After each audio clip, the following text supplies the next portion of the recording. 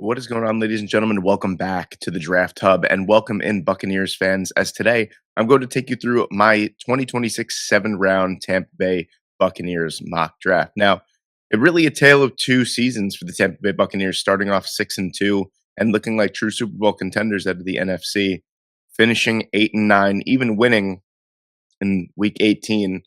But the Atlanta Falcons came to spoil that party for them, unfortunately. But even so, I don't really think they would have stood a chance past the first round. This is a team that honestly was really healthy through the first, like few weeks of the season.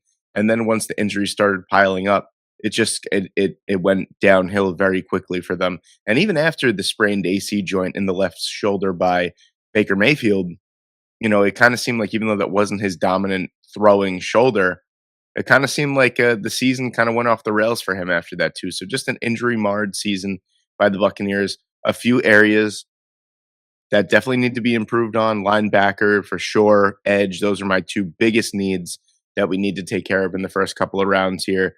Then I'm going to go defensive tackle. I'm looking for a corner. I'm looking for a guard. I'm looking for a tight end, and then we could sprinkle in, maybe some offensive line depth, a running back, and then maybe another wide receiver. But we're gonna go through this mock draft here, and I think that the Buccaneers are in a pretty decent spot here in the middle of the first round. Let's see how the draft shakes up until that point. So let's see what we got here. All right, so Cassius Howell, Caleb Banks, Francis Mauigoa, Avion Terrell. All right, so you got some players here. You got some players here. I think Kenyon Sadiq is here, but I'm not really keen on taking a tight end in the first round here, especially since Sadiq is a player that is a good blocker, but I don't think he's going to be deployed in the NFL as someone that's going to play inline. So I think he kind of takes a hit there. I still think he is the best tight end far and away in this draft class. I'm looking just for someone a little bit more complete. Let's explore some trade down scenarios here. The Niners want to trade up here. And honestly, kind of in no man's land here if you're the Buccaneers. Guys like Keldrick Falk are gone. Sonny Styles is gone. We could target CJ Allen, but he's someone that I think is going to be more of a later first round type of player. So I think if we can acquire some trade assets here, I think we could definitely get 58 in a trade like this. We can get 58 and we could even close the gap between 116 and 153 and really make some damage. You could probably even get a third rounder for next year too. This is a trade that I'm definitely willing to make here. I think we could really add some talent up and down the board for the Buccaneers. So that's exactly the trade that I'm going to make. We are taking 27, 58, and 127 and a third rounder next year, and we are giving up number 15. So we really just kind of did really well in terms of moving back and getting some trade capital and draft capital, excuse me. And CJ Allen is still here, and that's the player that we are going to take here. A lot of Georgia players here: CJ Allen, Christian Miller, Monroe Freeling. Wow, really, really moving up the ranks here. But CJ Allen's going to be the player for me. Is he as elite as a linebacker prospect as an Arvell Reese or a Sonny Styles? No, but he is incredibly athletic. He's a fantastic tackler, a very, very sound run defender, and he's athletic enough to be better in coverage than he is. So I'm assuming with some pro level coaching, he will be an exceptional talent at the linebacker position. This is well worth a first round pick and a massive, massive need for the Tampa Bay Buccaneers. So we are going to take CJ Allen here at number 27 to start this mock draft. We're off to a cracking start here. So we got 46 and 58 coming up in the second round. So I'm super excited about that. So let's take a look. Yes, there are a couple players here that I definitely want to take a look at. So let's just take a look at the interior of the offensive line.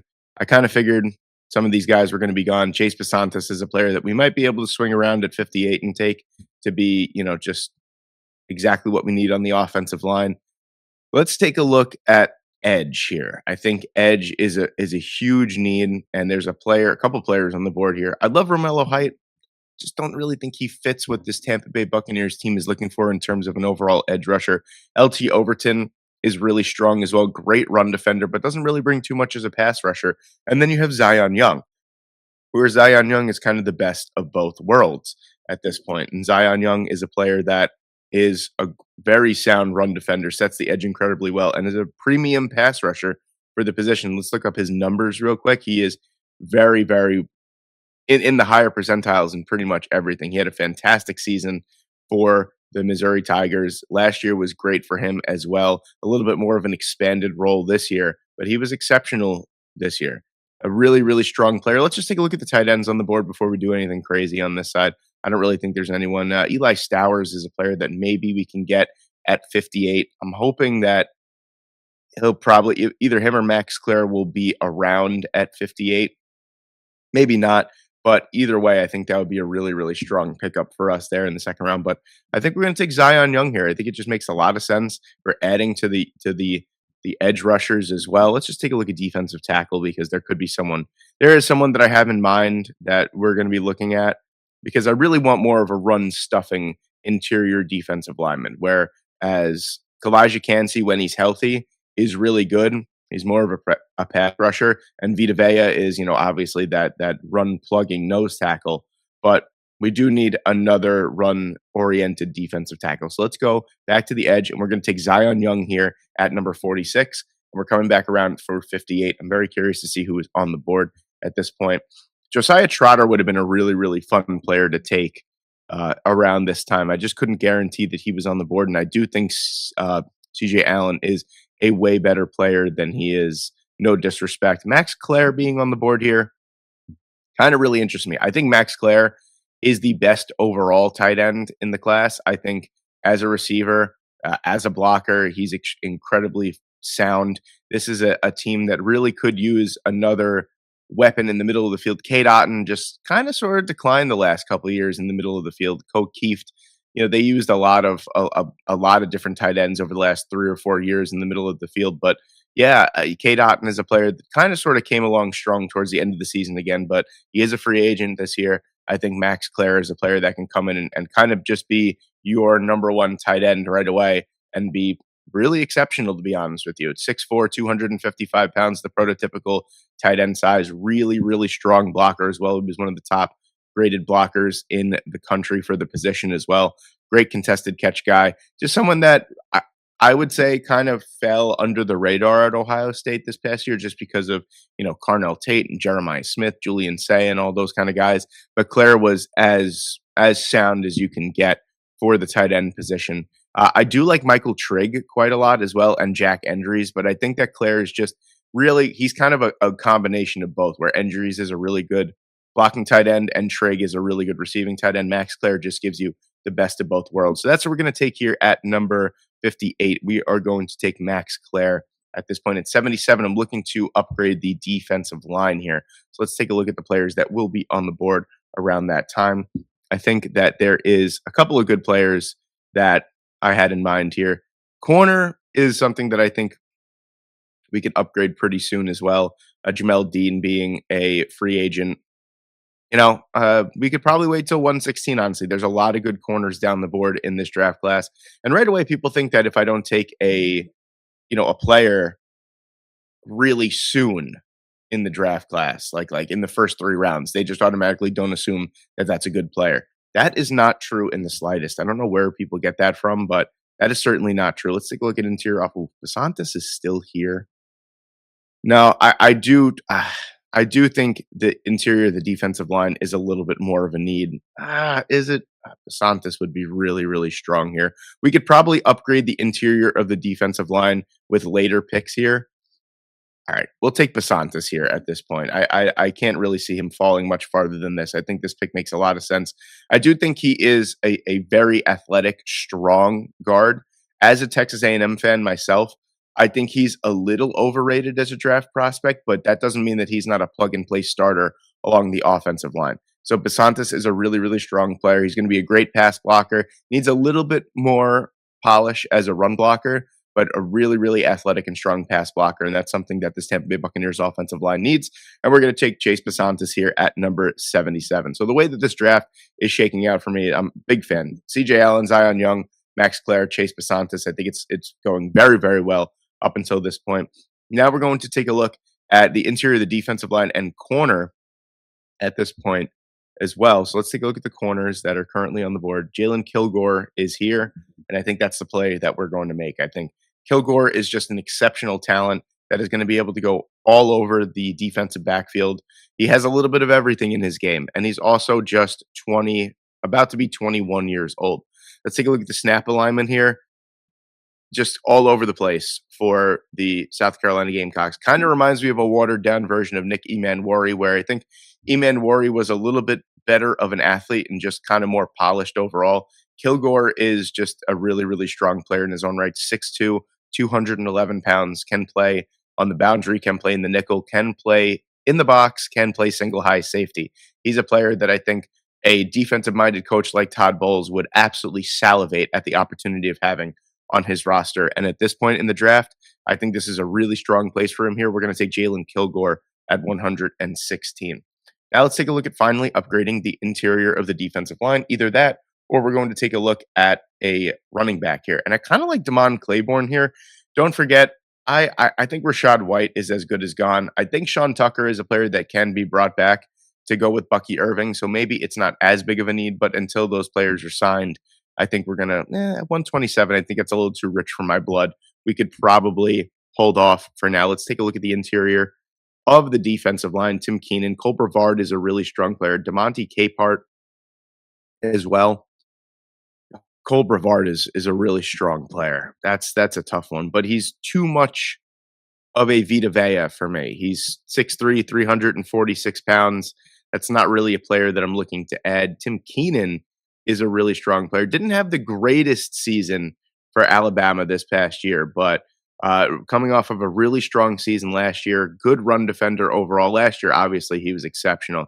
This past year, a little bit of a down year, but yeah, a very, very strong player is Tim Keenan. 6'2", 320 pounds. That's kind of more of the short, squat, stocky guy I'm kind of looking for at this point in the draft to bolster up the run defense. So that's who we're going to take. Pardon me. That's who we're going to take here at 127. We're going to go with Tim Keenan, defensive lineman out of Alabama here. I'm really liking the way that this draft is shaking up so far. Wide receiver is something that I'm not like too pressed on adding, to be honest with you, at all. Abuka, McMillan, Godwin, they will probably bring back Mike Evans. I'm not really too keen on adding a wide receiver at any point. All right, so let's take a look at the picks that we've made since we're down to our last three at this point here. We have CJ Allen, Zion Young, Max Clare, Chase Basantis, Jalen Kilgore, and Tim Keenan. I'm really liking the way that we have upgraded a lot of the defense at this point. So let's take a look at running back at this point. I think this is a safe place to add someone. Terrion Stewart is someone I like. I feel like this backfield is kind of missing some speed. And I think Terrion Stewart can provide that speed. 5'9", 222. I think he's a little bit of an older prospect. Not really sure I want to add that. I'm not too in love with the selections that we have here. Jamal Haynes would have been nice, but he was going back to school. Maybe we could add someone a little bit later on just as insurance. I don't really think we need to add someone right this second. Desmond Reed is cool, but he's 5'9", 175 pounds. Not really keen on adding someone like that either. I guess we can continue to add to the defensive side here. Let's take a look at the edge rushers that are on the board here, because there are a couple of really, really strong overall edge rushers. I really like Eric O'Neill out of Rutgers. Might be a little too early at this point. Let's see what the best player available is, and we can go from there. Cole Brevard is still here. Trey Zune is a player that I like quite a bit. This is a player that is an interesting add to this Tampa Bay Buccaneers team because he could play all over the offensive line. Cage Casey is a player that I like quite a bit as well. I think maybe adding a swing tackle at this point, someone that could also play on the interior of the offensive line, is probably a really strong move. And I think Trey Zune is going to be the player for me here. Can play center, has played center this year, can play both tackle positions, an extremely strong pass blocker, and is just someone that's going to be a really, really strong overall backup guard or backup offensive lineman or a swing tackle. So maybe a little bit of a luxury pick here, but I think we could afford it with the players that we have taken at this point. I think that we could afford to take someone like a Trey Zune as a luxury pick, and we can come back around at 194 and 229 to continue to bolster the defensive line here. So I'm hoping Eric O'Neill is still on the board at 194. Really, really strong overall season for the Rutgers Scarlet Knights. Had a very good year as a run defender as well, setting the edge incredibly well. Let's take a look if he's still here. I kind of hope he is. Yeah, he's still going to be here, and that's the player that we're going to go with here. Just a really strong season overall. Really, really good season last year as well. Just a great player overall that has kind of flown under the radar. 6'3", 261 pounds, can be a potential Anthony Nelson replacement as well. That's the player that we're going to go with as a developmental overall pass rusher here off the edge. So we're going to take Eric O'Neill at 194. And then we'll see who's available at 229 here to kind of see if we could bolster up something else. Let's take a look. I've kind of hit all of my needs for the most part. A running back is really the only position I haven't taken someone on here, and I think I'm banking on the fact that Sean Tucker is going to be re-signed, but I still will draft a running back at some point here. Alj Henderson is interesting. Had a little bit of a down year for Buffalo. CJ Donaldson is a strong player. Logan Diggs as well. I'm not really in love with the options here. I think you could probably get, just like Sean Tucker, you could probably get an undrafted free agent out of this draft class instead of. I like Kentrell Bullock, but you kind of have more of the same with Sean Tucker if he is brought back. So there's not really too much uh, variety in terms of the running backs here. Let's take a look and see if we could add someone in the secondary, maybe a safety at this point, maybe like a really strong developmental safety. Kendall Daniels is probably going to be the player that I'm going to take if that's the case, because Kendall Daniels, 6'5", 245 pounds. How has he flown under the radar this far as an absolute stud of a human for Oklahoma? 6'5", 242 pounds. He is 23 years old. But this is also someone that could probably be deployed as a linebacker as well at the NFL level. So I think that's the player that I'm going to go with here. A little bit older of a prospect, hadn't really blossomed until about this year. But man, Kendall Daniels is a strong player and a fun player to watch as well. Good as a run defender, good in coverage. I think this is someone that kind of falls under the radar, and then maybe 2 or 3 years into his career, you go, well, how the heck did that guy get to the 7th round, pick 229? So Kendall Daniels is going to be the last player I take, and that's going to finish our 7-round Buccaneers mock draft. And there you have it, ladies and gentlemen. There is my 7-round 2026 Tampa Bay Buccaneers mock draft. The first thing we did is we traded number 15 overall. We traded down to 27, and we picked up 58, 127, and a 3rd-round pick next year. We took CJ Allen at pick number 27. Then we came back around at 46, and we took Zion Young. Then we took Max Clare with our second-round pick out of Ohio State. Chase Besantis at number 77. At 116, we took Jalen Kilgore. At 127, we took Tim Keenan. At 153, we took Trey Zune. At 194, we took Eric O'Neill. And then at 229, we took Kendall Daniels. Let me know what you guys think in the comment section below. Thank you guys so much for watching today. I hope you enjoyed, and I hope I see you in the next one.